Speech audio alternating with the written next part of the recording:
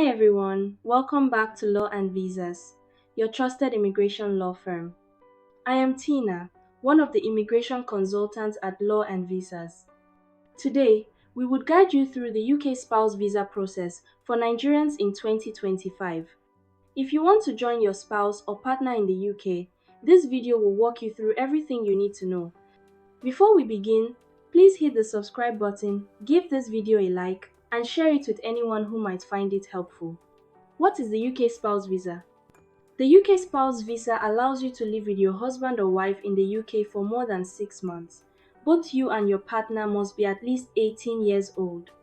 Your partner must be a British citizen, have settled status, or another eligible immigration status in the UK.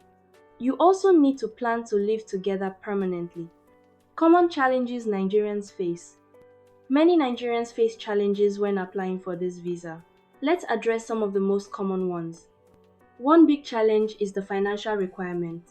Many applicants struggle to meet the £29,000 minimum income or have difficulty proving their income claim.